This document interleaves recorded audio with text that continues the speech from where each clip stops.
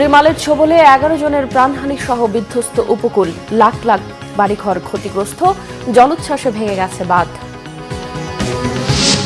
টানা ঝড় বৃষ্টিতে দুর্ভোগে রাজধানীর মানুষ, বিদ্যুৎস্পৃষ্ট হয়ে 2 নারী সহ 3 জনের মৃত্যু। বন্দরনগরী চট্টগ্রামে জলাবদ্ধতা। যুক্তরাষ্ট্রের ব্যবসায়ীদের বাংলাদেশে বিনিয়োগের আহ্বান প্রধানমন্ত্রীর। গণভবনে ইউএস বাংলাদেশ বিজনেস কাউন্সিলের প্রতিনিধি দল। বেসিক ব্যাংকের সাবেক চেয়ারম্যান বাচ্চুর বিরুদ্ধে অর্থ পাচার মামলার চার্জশিট, স্ত্রী সন্তানরাও অভিযুক্ত।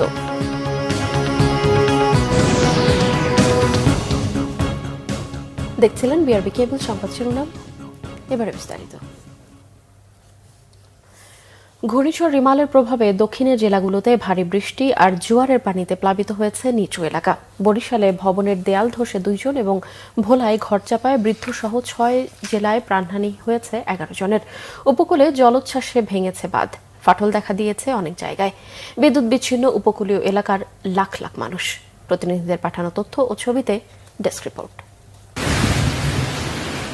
পূর্ণ শক্তি নিয়ে উপকূলীয় এলাকায় তাণ্ডব চালিয়েছে ঘূর্ণিঝড় রিমাল। ভারী বৃষ্টি আর জোয়ারের পানিতে তলিয়ে গেছে নিচু এলাকা, দুর্ভোগে দুর্গতরা। বরিশালের বিপদসীমার উপর দিয়ে বইছে নদীর পানি। অনেক বাসাবাড়িতে পানি ঢুকেছে, কমপক্ষে 10,000 ঘরবাড়ি বিধ্বস্ত হয়েছে। রূপাতলীতে দেয়াল ধসে এক দোকান মালিক সহ শ্রমিকের মৃত্যু হয়েছে। পটুয়াখালীর রাঙ্গামালী উপজেলার চরমন্তাজ ইউনিয়ন সহ বাউফল, দশমিনা, মির্জাগঞ্জ উপজেলার চরসহ ঝুঁকিপূর্ণ বেড়িবাঁধ ভেঙে বিভিন্ন গ্রাম প্লাবিত হয়েছে। বরগুনায় জলোচ্ছ্বাসে বাঁধ ভেঙে প্লাবিত হয়েছে বেশ কয়েকটি গ্রাম। ভোলায় ঝড় বৃষ্টি আর জোয়ারের পানিতে তলিয়ে যাওয়ার শঙ্কায় নির্ঘুম রাত কেটেছে উপকূলীয় এলাকার লক্ষাধিক মানুষের। রিমালের আঘাতে প্লাবিত হয়েছে পুরো পিরোজপুর। বৃষ্টির সাথে ঝোড়ো বাতাসে ভোগান্তি বেড়েছে সাধারণ মানুষের। ভেসে গেছে ঘেরের মাছ, তলিয়ে গেছে সবজি ও ফসলের ক্ষেত। আমাদের বাড়ি কোনো ঘর, কোনো মাল আমার নেই, যে খাতা বালিশও নেই, সব বিক্রি করে তলায় গেছে। হঠাৎ করে মানে আমাকে গেটের সামনে গেড়ে যাচ্ছি, আইসে দেখি একদম পানি স্রোত। এখন গাড়ি ঠেকাবো না, ঘর ঠেকাবো না, মানে ঘরে মাল জিনিস কোনো কিচ্ছু করতে পারিনি। রাস্তা ভাঙে ঢুকে জোয়ারের পানি দিয়ে রাস্তায় উঠে আমাদের ঘর দুয়ার সব তলায় গেছে।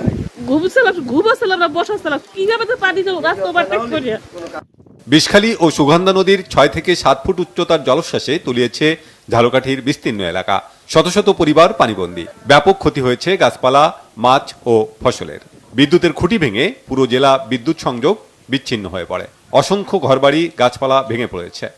রাত্রে মনে করেন কোনো ঘুম নাই, কিছু নাই,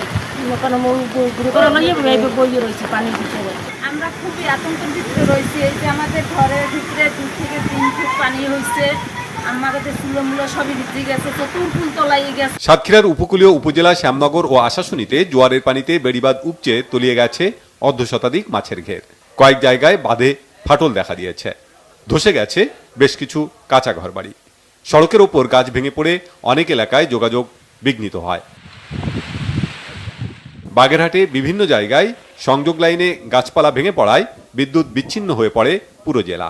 অন্তত 3টি জায়গায় বাঁধ ভেঙে পানি ঢুকেছে লোকালয়ে। ক্ষতিগ্রস্ত হয়েছে হাজার হাজার ঘরবাড়ি। মংলা উপকূলে রাতভর দমকা হাওয়ার সাথে বৃষ্টি হয়। তলিয়ে গেছে নিচু এলাকার রাস্তাঘাট, মাছের ঘের। ক্ষতিগ্রস্ত হয়েছে কাঁচা ঘরবাড়ি। চট্টগ্রামের বায়েজিদ এলাকায় দেয়াল ধসে এক যুবকের মৃত্যু হয়েছে। এদিকে 17 ঘন্টা পর চট্টগ্রাম বিমানবন্দরের কার্যক্রম চালু হয়। একই সাথে শুরু হয় বন্দরের অপারেশনাল কার্যক্রম। কক্সবাজার সদর, চকরিয়া, মহেশখালী, কুতুবদিয়া ও পেকুয়ায় ভেসে গেছে বেশ কিছু চিংড়ি ঘের ও লক্ষাধিক মেট্রিক টন লবণ। ঝড় থামার পর আশ্রয় কেন্দ্র থেকে ঘরে ফিরতে শুরু করেছে মানুষ। Bangla vision news desk. ত্রাণ ও দুর্যোগ ব্যবস্থাপনা প্রতিমন্ত্রী মহিবুর রহমান বলেছেন, আগাম প্রস্তুতির কারণে ঘূর্ণিঝড় রিমালে বড় ধরনের ক্ষতির হাত থেকে রক্ষা পেয়েছে বাংলাদেশ।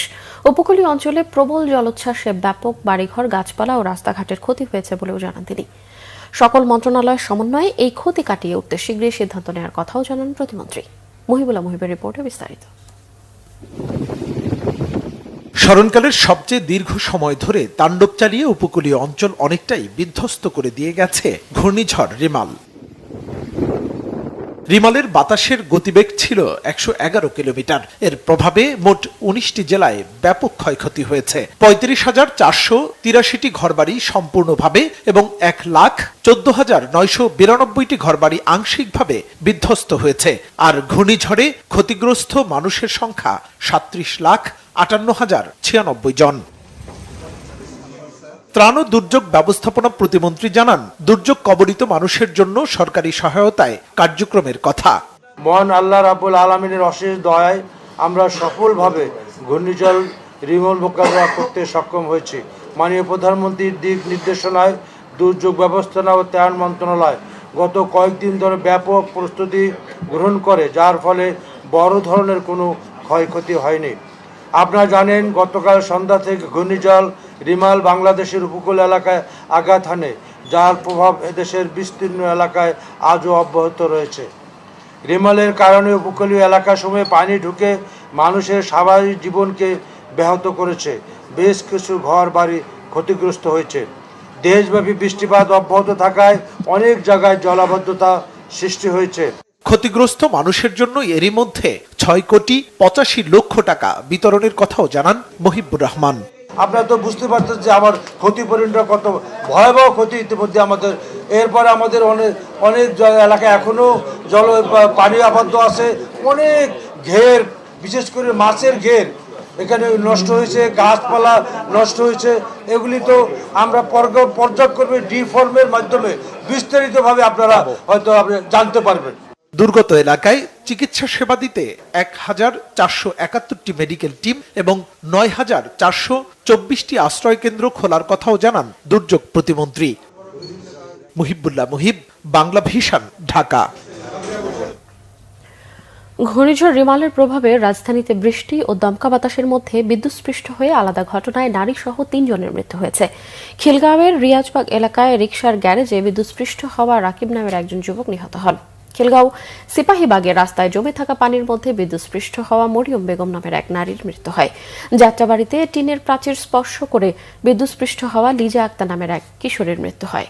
সোমবার দিনের মতোই রাতভরও রাজধানীতে ঝরতে থাকে বৃষ্টি। টানা বৃষ্টিতে ঢাকার বিভিন্ন এলাকায় তৈরি হয়েছে জলাবদ্ধতা। মূল সড়ক সহ রাজধানীর অনেক অলিগলিতে পানি জমে গেছে।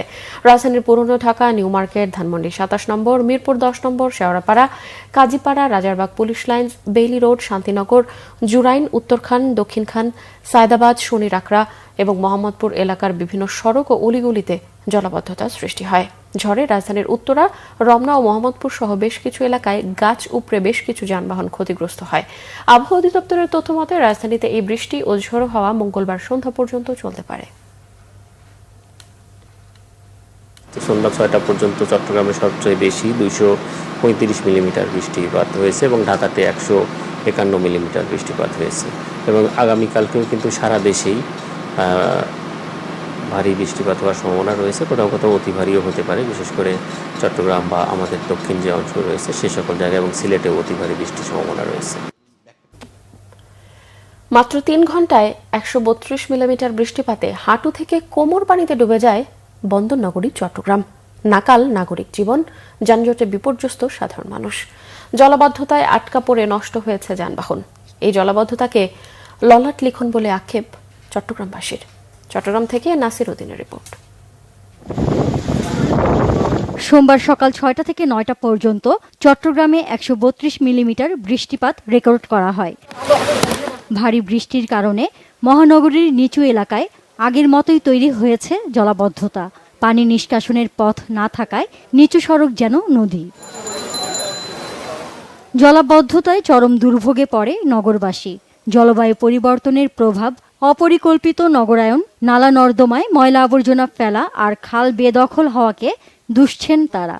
আমার ঘরের মধ্যে পানি উঠছে বেশি, পানি উঠে কাপড় টাপড় চাল টাল ব্যাগ বুঝে আছে, হাড়ি ভেতর ফোলান টোলান ঘুম যাইতেই না। বিশেষ করে আমাদের চকবাজার এলাকাতেই সমান পানি, অন্য জায়গায় এতটুকু পানি উঠে না। সমস্যা সমাধানে 2017 সালে সিডিএর উদ্যোগে প্রথম প্রকল্প গ্রহণ করা হয়। প্রায় 12,000 কোটি টাকা ব্যয়ে জলাবদ্ধতা নিরসনে কাজ করছে সিডিএ, সিটি কর্পোরেশন ও পানি উন্নয়ন বোর্ড। সিডিএ ও পানি উন্নয়ন বোর্ডের অর্থায়নে এই দুই সংস্থার কাজ বাস্তবায়ন করছে সেনাবাহিনী। সকাল থেকে গাড়িতে চালাতে পারছি না, পানির অবস্থা বেশি খারাপ। বদ্রহাট থেকে এখান থেকে চকবাজার মার্কেট সব জায়গায় পানি বেশি, অতিরিক্ত পানি বেশি। এখানে এই যে সকালে দোকানে পানি ঢুকে গেছে, এখানে পরিষ্কার করতে হচ্ছে, আবার বৃষ্টি বেশি আসলে আবার ঢুকে যাবে। তো আজকে তো এখানে প্রচুর বৃষ্টি হয়েছে, পানি এখানে গাড়ি চলতেছে না। ওখানে মাটি পড়ে, মাটিগুলো পরিষ্কার করতে হবে নিয়মিত, ময়লাগুলো আবর্জনা পরিষ্কার করতে হবে, তাহলে পানিটা সহজে নেমে যাবে। এদিকে বৃষ্টির পানি উঠতে থাকলে তা ঠেকানো কঠিন বলে মন্তব্য করেছেন সিটি মেয়র রেজাউল করিম চৌধুরী। তিনি বললেন, দুবাই নিউ ইয়র্কের মতো শহরেও পানি উঠছে, তবে দ্রুত পানি নিষ্কাশনের উপর জোর দেন মেয়র। পানি উঠবেই, এটা নিয়ে শঙ্কিত হওয়ার কোনো কারণ নেই। পানি দ্রুত চলে যেতে হবে। এখন পৃথিবীর কোন জায়গায় পানি উঠতে, দুবাই শহরও পানি উঠতেছে, যেখানে জীবনে কেউ কল্পনা করেনি। নিউ ইয়র্ক শহরও পানি সামান্য একটু বৃষ্টি হয়েছে। আসলে এই বৃষ্টিতে এটা বর্ষা মৌসুম তো নয়, মুরাদপুর থেকে আরম্ভ করে শহরের বিভিন্ন নিম্ন অঞ্চল কিন্তু পানিতে সয়লাব হয়ে গিয়েছে। এটাতে মানুষ খুব কিন্তু অসন্তোষ প্রকাশ করে। আমরা জলবদ্ধতার কাজ চট্টগ্রাম উন্নয়ন কর্তৃপক্ষ আর সেনাবাহিনীর মাধ্যমে বাস্তবায়ন করি। জলাবদ্ধতার জন্য সরকারি সংস্থাগুলো একে অপরের ওপর দায় চাপিয়ে পার পাওয়ার চেষ্টা করায় স্থায়ী সমাধান হয় না, আর প্রতি বছর বর্ষা এলেই চরম দুরবস্থায় পড়ে নগরবাসী। Bangla vision news desk. BNP নেতারা বলেছেন, ঘূর্ণিঝড় জলোচ্ছ্বাসে অনেক জনপদ ক্ষতিগ্রস্ত হয়েছে, উপকূলীয় এলাকায় মহাবিপদ সংকট চলছে। তখন মানুষের পাশে না দাঁড়িয়ে প্রধানমন্ত্রী বলছেন তারেককে দেশে ফিরিয়ে এনে রায় কার্যকর করার কথা। টাকা পাচারকারী, লুটেরা ও দুর্নীতিবাজদের এমপি বানানো হয়েছে, এখন তারা খুনোখুনি করে মরছে। আরো জানাচ্ছেন জাহাঙ্গীর আকন্দ। বিএনপি চেয়ারপারসন বেগম খালেদা জিয়া, ঢাকা জেলা বিএনপির সভাপতি খন্দকার আবু আশফাক এবং ঢাকা মহানগর দক্ষিণ বিএনপির জ্যেষ্ঠ সদস্য ইঞ্জিনিয়ার ইশরাক সহ বন্দী নেতাকর্মীদের মুক্তি ও মামলা প্রত্যাহারের দাবিতে জাতীয় প্রেস ক্লাবের সামনে মানববন্ধন করে ঢাকা জেলা বিএনপি। এতে নেতারা অভিযোগ করেন, উন্নয়নের কথা বলে এবং বিএনপির নেতাকর্মীদের বিরুদ্ধে মিথ্যা মামলা দিয়ে কারাগারে রাখতে আনন্দ পান সরকার প্রধান। সরকার দেশের অর্থনীতি ধ্বংস করে দিয়েছে, টাকা পাচার করতে করতে নিজেদের মধ্যে এখন হানাহানিতে লিপ্ত ক্ষমতাসীনরা। আপনার যে লোকরা টাকা পাচার করতে করতে আজকে এখন নিজেরাই নিজেদের মধ্যে হানাহানি খুনোখুনি করছে, কারণ এই লোকরাই তো টাকা পাচার করেছে, যাদেরকে আপনি এমপি বানিয়েছেন। তাদেরই প্রতিপক্ষ কলকাতায় কয়েক টুকরা করে কোন খালে বিলে ফেলেছে এখন খুঁজে পাচ্ছেন না। এরা এমপি হয় কি করে? আপনি জনপদের